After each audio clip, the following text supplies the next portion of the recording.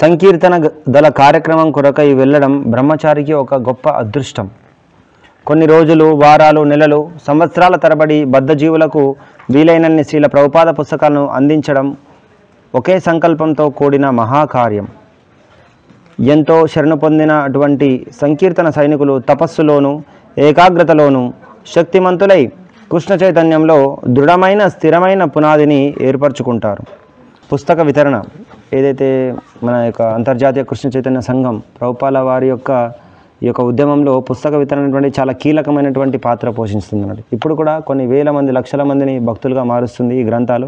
ఇవి మామూలు గ్రంథాలు కాదు, ఇది నడిచే విగ్రహాలు అంటే చెప్పబడడం జరుగుతుంది. ఈ యొక్క గ్రంథాలు ఏవైతే ఉన్నాయో ప్రభుపాల వారి యొక్క భగవద్గీత, భాగవతం, చైతన్య చరితామృతి ఇవన్నీ గ్రంథాలు కూడా నడిచే మూవింగ్ డీటీస్ అంటే నడిచే విగ్రహాలు లాంటిది అన్నట్టు. ఇవి ఎక్కడ వెళ్తే అవి అక్కడున్న భక్తులని అక్కడ ఉన్నటువంటి వ్యక్తుల్ని పవిత్రం చేసేటువంటి శక్తి ఈ యొక్క గ్రంథాలకు అనేటువంటిది ఉందన్నట్టు. ఇప్పుడు టైం బాంబ్ గురించి మనం వినే ఉంటాం. టైం బాంబ్ అంటే ఏంటి? ఒక టైం ఫిక్స్ చేసి ఉంచుతారు అన్నట్టు. టైం అనేటువంటి ఫిక్స్ చేసి అక్కడ పెట్టడం జరుగుతుంది అన్నట్టు. ఆ టైం వచ్చిందంటే అది పేలుతుంది అన్నట్టు, దాని ఒక ప్రభావాన్ని చూపిస్తుంది. అలాగే ఈ యొక్క గ్రంథాలు ఏవైతే ఉన్నాయో ప్రభుపాల వారి యొక్క గ్రంథాలు, ప్రభుపాల వారు చెప్పేవారండి, ఎవరైనా గ్రంథాలు నన్ను దీన్ని ముట్టినా కూడా వాళ్ళు దీక్ష పొందిన దాంతో సమానంగా వాళ్ళకు పవిత్రీకరణ జరుగుతుందని. If they are touch they are initiated అని చెప్తున్నాడు ప్రభుపాల వారు. జస్ట్ తన యొక్క గ్రంథాలను ముడితే కూడా దీక్ష పొందిన దానికి సమానమైనటువంటి సుకృతిని వాళ్ళు పొందడం జరుగుతుంది. అంత పవిత్రమైనటువంటివి అన్నటివి. స్వయంగా భగవంతునికి సంబంధించిన లీలలన్నీ దాంట్లో వివరించడం వలన ఆధ్యాత్మిక శక్తిని సంతరించుకున్నాయి. తర్వాత అది ఒక విశుద్ధ భక్తుని ద్వారా రాయబడినటువంటి గ్రంథాలు కాబట్టి అందులో ఎంతో ఆధ్యాత్మిక శక్తి అనేటువంటిది ఉందన్నట్టు.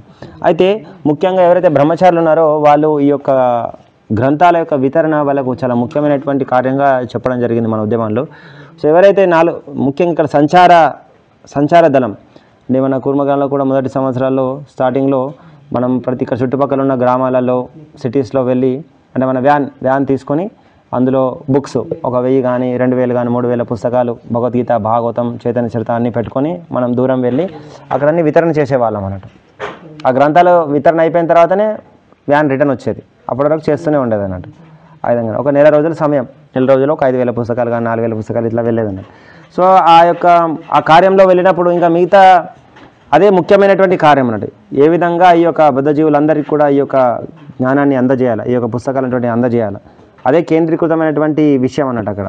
సో దానికోసం ఉదయం నుంచి సాయంత్రం వరకు ఈ యొక్క కీర్తన, జపము చాలా తొందరగా లేచి కంప్లీట్ చేసుకొని సో రకరకాల ప్రణాళికలు వేయడం, గ్రంథాలయాలకు వెళ్ళడం, బ్యాంక్లోకి వెళ్ళడము, స్కూల్లోకి వెళ్ళడము, తర్వాత రోడ్ల మీదకి వెళ్ళి ఎక్కడ పడితే అక్కడ అన్నట్టు, ఎక్కడ పడితే అక్కడ వాళ్ళకి వెళ్ళి ఉదయం పూటలో ఇంటింటికి వెళ్ళి ఇవ్వడము.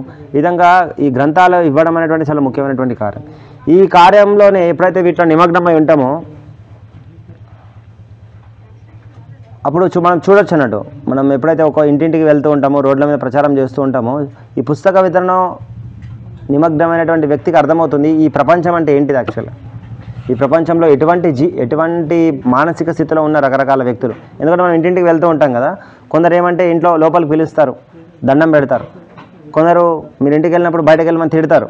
కొందరు కుక్కల్ని పంపిస్తారు, ఆ కుక్కల యొక్క సౌండ్ మనం పారిపోవాల్సి వస్తుంది అన్నట్టు. కొందరు ఏమంటే రోడ్డు మీద పూలేసి, దండేసి, మాలేసి లోపల రమ్మంటారు. కొందరు కర్ర తీసుకొని కొట్టడానికి వస్తారు. రకరకాల వ్యక్తుల్ని మనం చూస్తూ ఉంటాం అన్నట్టు. అంటే ఈ యొక్క భౌతిక ప్రపంచంలో ఏ ఒక్కరూ కూడా ఈ యొక్క సంతోషంతో లేరనే విషయాన్ని మనం ఖచ్చితంగా అర్థం చేసుకోగలుగుతాం అన్నట్టు. ఎవరు కూడా సంతృప్తిగా లేరు, ఆనందంగా లేరు. ఎందుకంటే ప్రతి ఒక్క జీవికి ఈ యొక్క కృష్ణుని యొక్క సేవనే మన ఆనందాన్ని ఇస్తుంది. భగవంతుని యొక్క సేవలు ఎప్పుడైతే జీవి నిమగ్నం అవుతాడో అప్పుడే ఈ వ్యక్తి ఆనందంగా ఉండగలుగుతాడు అనే విషయాన్ని మనం అర్థం చేసుకున్నాం. ఎందుకంటే మనం చూస్తున్నాం గొప్ప ఇల్లు ఉంటాయి. నేను పుస్తక వితరణకి వెళ్ళినప్పుడు చాలా పెద్ద ఇల్లు, ఎంత పెద్ద ఇల్లు అంటే 5 ఎకరాలలో ఉంటుంది అన్నట్టు. ఇల్లు 5 ఎకరాలలో ఉంటుంది, మొత్తం గార్డెన్స్ ఉంటాయి, అన్ని సౌకర్యాలు అన్నీ ఉంటాయి, కార్లు ఉంటాయి, పెద్ద కార్లు ఉంటాయి. కానీ ఇంట్లో ఒక్కడే ఉంటాడు అన్నట్టు. తన పిల్లలందరూ కూడా ఫారెన్కి వెళ్ళిపోతారు, వాళ్ళు ఈయన చూడడానికి రారు, ఈయన కూడా ఆయనకు ఫోన్ చేయడం, ఒక్కడే ఉంటాడు అన్నట్టు. ఎలా ఉంటుంది? మనం ఒక ప్రేమ ఆప్యాయత అనేటువంటి భౌతికమైనటువంటి ప్రేమ ఆప్యాయత కూడా వాళ్ళకి ఏం దొరకవు అన్నారు. ఎందుకంటే వాళ్ళకు ఇంద్రియ భోగమే ముఖ్యమైన విషయంగా వాళ్ళకి శిక్షణ ఇచ్చారు. వాళ్ళు ఏం చేస్తారు, వాళ్ళకి ఇంద్రియ భోగం ఇంపార్టెంట్ కాబట్టి వేరే ఇతర దేశాలలో స్థిరపడి వాళ్ళు అక్కడ అనుభవిస్తూ ఉన్నారు అంతే. అదే ఒక వ్యక్తి కృష్ణ చైతన్యాన్ని బోధించాడు అనుకోండి, కృష్ణ చైతన్యాన్ని చిన్నప్పటి నుంచే వాళ్ళకి బోధించారనుకోండి, వాళ్ళు కూడా అర్థమవుతుంది ఈ యొక్క తాత్కాలికమైనటువంటి సౌకర్యాల కోసం నేను ఎందుకు దీనికి తాపత్రయపడాలా, భగవంతుని సేవలో నిమగ్నం అవ్వాలి అనేటువంటి విషయం నేను అర్థం చేసుకుంటాను. అయితే ఈ గ్రంథాలు అనేటువంటివి ఇలాగ ఎంతోమంది ఎదురు చూస్తున్నారు అన్నాడు. ఎంతోమంది సమాజంలో అసలు ఏంటిది జీవితం అంటే ఏంటిది, సమస్యలు ఎందుకు వస్తున్నాయి, కర్మ అంటే ఏంటిది, భగవంతుడు అంటే ఎవరు, భగవంతుని నాకు ఉన్నటువంటి సంబంధం ఏంటిది, ఇవన్నిటి శాశ్వతంగా నేను ఏ విధంగా బయటకు పడాలా, ఇవన్నిటి గురించి వాళ్ళకు సమాధానాలు తెలియట్లేదు అన్నట్టు. చాలామంది వెతుకుతున్నారు జీవితం యొక్క రహస్యం ఏంటిది, జీవితంలో ఆనందంగా ఉండడానికి మనకి ఏం చేయాలి.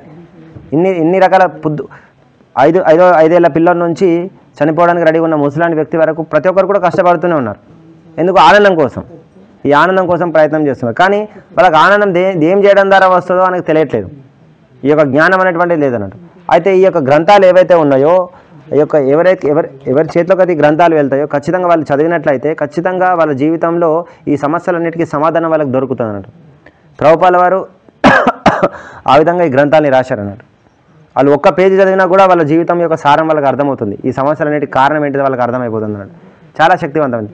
ఎంతోమంది చూడొచ్చు వాళ్ళ జీవితాల్లో ప్రభుపాల వారి ఒక బ్యాక్ టు గాడ్ హెడ్, ఒక చినిగిపోయిన పేపర్ కొంతమంది చదివి 5 లైన్లు చదివి వాళ్ళు సంపూర్ణంగా భక్తిలోకి రావడం జరిగింది.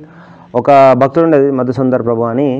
ఆయన మేము హైదరాబాద్లో పుస్తక వితరణ చేస్తున్నప్పుడు వాళ్ళు రోడ్ మీద పుస్తకాలు వితరణ చేస్తూ ఉంటారు. రోడ్ మీద పుస్తకాలు డిస్ట్రిబ్యూట్ చేస్తూ ఉంటారు.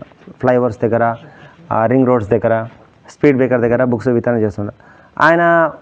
మేము కూడా ఆయనతో పాటు కలిసి కొన్ని రోజులు చేశాము. తర్వాత మేము కూడా ఆ విధంగా స్టార్ట్ చేయడం జరిగింది.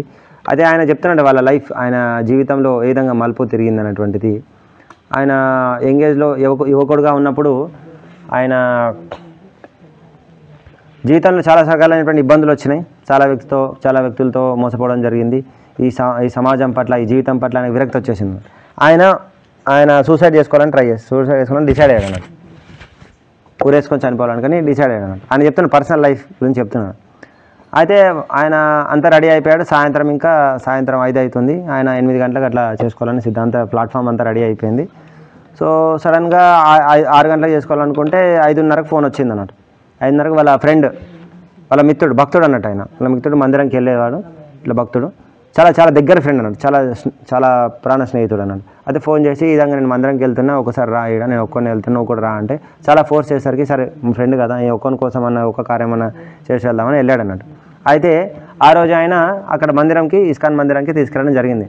అక్కడ అంతా కీర్తన, తర్వాత భగవంతుని ప్రసాదం, మొత్తం అన్ని సేవలలో నిమగ్నమై అక్కడ సేవ కూడా చేశాడు కొంతసేపు. తర్వాత ప్రభుపాల వారి గ్రంథాలు చదివాడు కొంతసేపు. వచ్చిన తర్వాత ఆ గ్రంథం కూడా వాళ్ళ ఫ్రెండ్ గిఫ్ట్కి ఇచ్చాడు, తీసుకొని వచ్చి చదివాడు అన్నాడు కొంతసేపు. చదివిన తర్వాత ఆయనకు అర్థమైంది అన్నాడు, అసలు ఈ మానవ జీవితం చాలా విలువైంది. ఈ మానవ జీవితం ఏదైతే ఉందో చాలా విలువైంది. దీన్ని ఎందుకు ఈ విధంగా వృధా చేసుకోవాలన్న క్వశ్చన్ వచ్చింది అన్నట్టు ఆయన. దీని ద్వారా ఎన్నో గొప్ప విషయాలు సాధించవచ్చు, ఎంతో భగవంతునికి ఎంతో సంతృప్తి పరచవచ్చు, భక్తుల యొక్క సేవలో ఉండొచ్చు. ఈ జీవితాన్ని సరిగ్గా నేను ఉపయోగించుకోండి, ఇంకోసారి ఈ దేహాన్ని తీసుకోవాల్సినటువంటి అవసరం లేదు. ఎంతో ఉపయోగకరమైనటువంటి శరీరం ఇది. దీని శరీరమాద్యం కలు ధర్మ సాధనం. ఈ శరీరం ఉంటేనే ఏదైనా ధర్మాన్ని నేను పాటించగలుగుతాను. నేను ఎందుకు దీన్ని వృధా చేసుకోవడం అని ఆలోచించి ఆయన ఇంకా దాని నుంచి అవన్నీ తీసేసి నెక్స్ట్ డే వెళ్ళి మందిరంలో జాయిన్ అయిపోయాడు అన్నట్టు బ్రహ్మచారిగా. నెక్స్ట్ డే వెళ్ళి బ్రహ్మచారి జాయిన్ అయిపోయారు. ఇప్పుడు ఆయన కొన్ని లక్షల గ్రంథాలు వితరణ చేశాడు ఇప్పటివరకు. ట్రావెలింగ్ సంకీర్తన ఇప్పుడు ప్రచార దళం అంటే ఒక బస్సు ఉంటుంది అన్నట్టు మాయాపూర్లో కానీ ఇక్కడ పెద్ద టెంపుల్స్లో, ఢిల్లీ టెంపుల్స్లో కానీ వాళ్ళు ఏంటంటే ఒక ప్రచార రథం ఉంటుంది అన్నట్టు. బస్సు ఉంటుంది. బస్సులో 10-15 మంది బ్రహ్మచారులు ఉంటారు. దాంట్లో ఒక 10-15 వేల పుస్తకాలు ఉంటాయి. వాళ్ళు బస్సు మొత్తం తిరుగుతుంటుంది అన్నట్టు ప్రపంచం అంతా. ఇప్పుడు ఒక చోట ఆగుతారు, అక్కడ వితరణ చేస్తారు, తర్వాత మళ్ళీ ఇంకో చోటుకి వెళ్తారు, మళ్ళీ అక్కడ వితరణ చేస్తారు, అట్లా వెళ్తూనే ఉంటారు. అట్లా కొన్ని లక్షల గ్రంథాలు వితరణ చేశాడు. ఆయనకి ఏదైతే గ్రంథం దొరకడం ద్వారా ఆయన జీవితం నిలబడ్డదో అట్లా కొన్ని లక్షల మందికి ఆయన జ్ఞానాన్ని ఇవ్వగలిగాడు అన్నట్టు. అర్థమవుతుంది. ఇది చాలా మామూలు గ్రంథాలు కాదు. ప్రభుపాల వారి యొక్క గ్రంథాలు ఇవ్వడం అంటే చాలా సుకృతి అన్నట్టు. భగవంతుని చాలా సంతృప్తి పరుస్తుంది అన్నట్టు. ప్రభుపాల వారికి చాలా సంతృప్తి కలిసింది. ఒక పుస్తకం ఎవరైనా ఇచ్చారంటే వాళ్ళు ఆధ్యాత్మికంగా ఒక మెట్టు ఎదిగారని ప్రభుపాల వారు చెప్పేవాళ్ళు అన్నట్టు. అందుకే మీకు మంచి అవకాశం, ఇక్కడ ఎంతోమంది భక్తులు వస్తూ ఉంటారు, మీరు కూడా అక్కడ సమయం కేటాయించవచ్చు. మీకు ఎప్పుడు సమయం దొరికినా కూడా వచ్చిన వాళ్ళకి ఈ గ్రంథాలు తీసుకోండి, ఇందులో ఉన్నటువంటి విషయాలు చదివి ఒక్క చిన్న పుస్తకం మీరు ఇచ్చినా కూడా మీరు ఎంతో శాశ్వతమైనటువంటి లాభాన్ని పొందుతారు. ఇది చాలా కీలకమైనటువంటి విషయం అన్నట్టు. ఇలాగ ఎన్నో విషయాలు మనం నేర్చుకోవచ్చు అన్నట్టు. పుస్తక వితరణలో ఒక వ్యక్తి ఇక్కడ చెప్తున్నారు గురుమారు చూడండి. సో అతని జీవితం అంతా కృష్ణుని గుర్తు చేసుకోవడానికి అది సహాయపడుతుంది. అంటే ఎన్నో సాక్షాత్కారాలు మీకు కలిగజేస్తుంది అన్నట్టు. అంటే ఈ యొక్క ప్రభుపాల వారి యొక్క విశిష్టత మీకు అర్థమవుతుంది. ప్రభుపాలు ఎంత గొప్ప వాళ్ళు అనేటువంటిది అర్థమవుతుంది. ఎంతోమంది మార్పు చెందుతూ ఉంటారు కదా, మీ కళ్ళ ముందే ఎంతోమంది మార్పు చెందుతూ ఉంటారు అన్నట్టు. మీరు చూస్తారండి దాని యొక్క ప్రభావాన్ని. తర్వాత మీ జీవితంలో కూడా ఎంతో మార్పు వస్తుంది. ప్రభుపాద గ్రంథాలు ఒక పుస్తకం మీరు ఇచ్చారంటే మీ లోపల ఎంతో ఆధ్యాత్మికమైన ఆనందం మీరు పొందుతూ ఉంటారు అన్నట్టు. అంటే జీవితం అంతా కృష్ణుని స్మరించే విధంగా మనకు శిక్షణ దొరుకుతుంది అంటే అందులో ఎంత శక్తి ఉండాలి. మనం కొంచెం సమయం కృష్ణుని గుర్తుంచుకోవడం ఎంతో కష్టం. రకరకాల విషయాలు మన మనసులోకి వస్తూ ఉంటాయి. కానీ అటువంటిది జీవితం మొత్తం కృష్ణుని స్మరించే విధంగా మన జీవితం ఆ విధంగా తయారు చేసుకోవచ్చని ఇక్కడ గురు మహారాజ్ చెప్తున్నట్టే ఎన్ని సాక్షాత్కారాలు మీరు పొంది ఉండాలి, ఎంత ఆత్మ సాక్షాత్కారం మీరు పొందగలిగి ఉండాలని అర్థమవుతుందా. కాబట్టి అంత శక్తిని మీరు పొందగలుగుతారు అన్నట్టు. చూడండి, ఎంతో అదృష్టం ఇటువంటి కార్యక్రమాల పరంగా గొప్ప అదృష్టం అన్నట్టు. కొన్ని రోజులు, వారాలు, నెలలు, సంవత్సరాల తరబడి బద్ధజీవులకు వీలైన శ్రీల ప్రభుపాద పుస్తకాలు అందించడం ఒకే సంకల్పంతో కూడిన మహాకార్యం. ఎంతో శరణు పొందిన అటువంటి సంకీర్తన సైనికులు తపస్సులోను ఏకాగ్రతలోని శక్తివంతులై కృష్ణ చైతన్యంలో దృఢమైన స్థిరమైన పునాదిని ఏర్పరచుకుంటారు. ఇప్పుడు చూడండి, ఏదైనా మందిరం ఏదైనా ఇల్లు నిర్మించాలనుకోండి, మంచి పునాది ఉంటేనే అది ఎన్ని ఫ్లోర్లను లేపచ్చు, గట్టిగా ఉంటుంది. ఈ పునాది సరిగా లేదనుకోండి ఏమవుతుంది, కూలిపోతుంది. అట్లనే మనం భక్తిలో ముందుకు వెళ్ళాలి అంటే స్థిరమైనటువంటి పునాది అంటే తత్వపూర్వకమైన అవగాహన మనకి ఉండాలన్నట్టు. ఏదో సెంటిమెంటల్గా మనకు భగవంతుడు ఆ కృష్ణుడు అంటే నాకు చాలామంది చెప్తారు, కృష్ణుడు అంటే నాకు చాలా ఇష్టం, అది ఇష్టం, ఇది ఇష్టం అని చెప్తారు, కానీ ఏం సేవ చేయరు, అదేమి లాభం లేదన్నట్టు. కానీ భగవంతుడు ఆత్మ యొక్క సహజ స్థితి కృష్ణుని యొక్క సేవలో నిమగ్నం అవడం, మన యొక్క సహజ స్థితి కృష్ణుని యొక్క సేవలు, అది మన శాస్త్రం చదవడం ద్వారానే ఈ యొక్క విషయాలు అర్థమవుతాయి అన్నట్టు. అదే దృఢమైనటువంటి పునాది మనం ఏర్పాటు చేసుకోవచ్చు అన్నట్టు.